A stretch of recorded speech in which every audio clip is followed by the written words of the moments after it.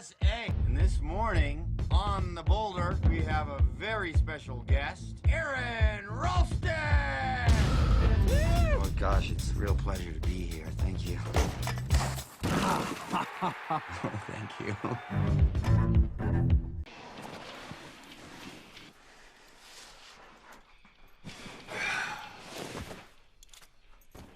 I dropped down here, and the boulder came, and it smashed my left hand here, and it smashed my right hand up here.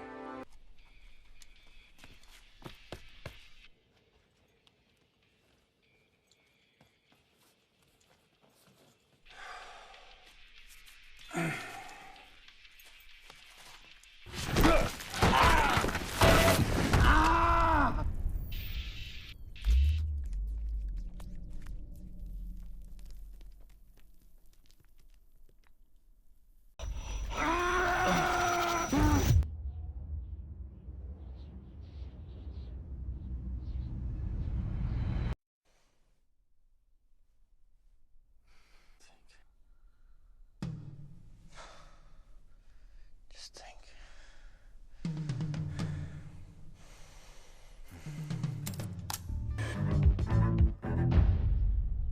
You didn't tell anyone where you were going.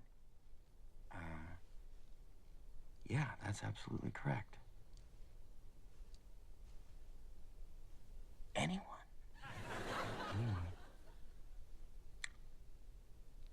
Oops.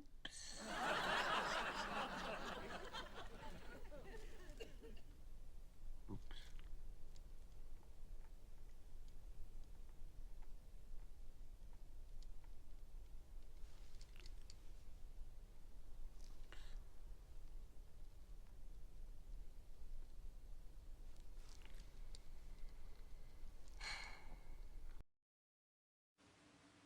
My name's Aron Ralston.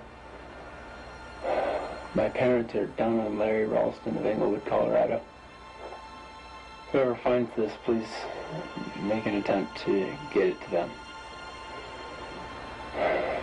Be sure of it. I would appreciate it.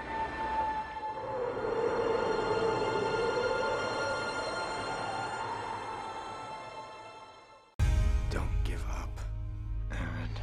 Do not give up.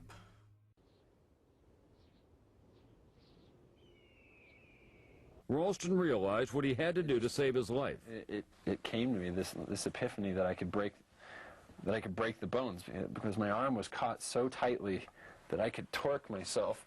The other bones. Torque, a basic principle to a former engineer like Ralston. Remember, he had made an initial attempt to amputate his arm 2 days before, only to realize there was no way his pocket knife could slice through the bones. But if he could break them, maybe he'd have a chance. He would have to snap both of the bones in his arm to make it work. The last thing I wanted to do was to have to cut my arm off, and I said to myself, I don't want to have to cut my arm off. You're going to have to cut your arm off, dude. I don't want to have to cut my arm off. And it was...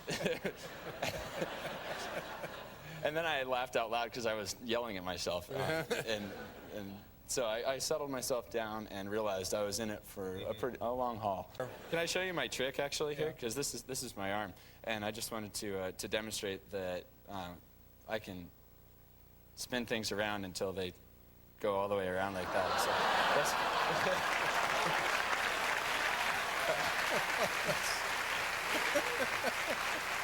I got more. No. So, all right. In the middle of the canyon now. Yeah, okay. it's all right. We're back there. I can do everything on my own.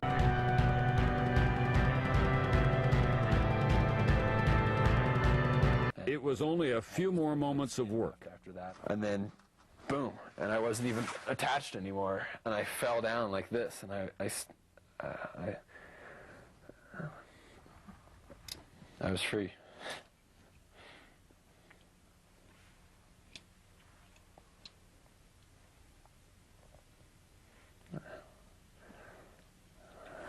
You were reborn. It was the happiest moment of my life, and it's funny to think about it There will never be a more powerful experience for me. It was absolutely the greatest feeling to be given the chance to get out of here. Looking down canyon, I knew I had a hell of a trip left, but at least I was not going to die right here. And the power of that was astonishing.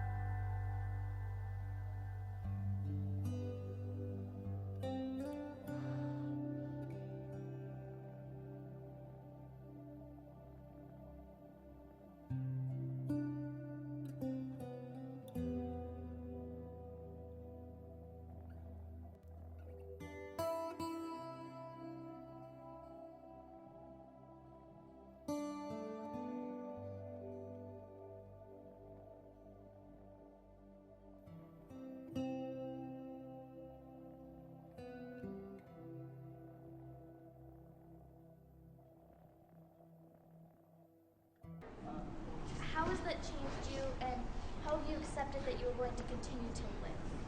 The wilderness gave me a gift of my life. It's given us all a gift of this story of courage. 6 years later, he is both blessed by and beholden to the notoriety.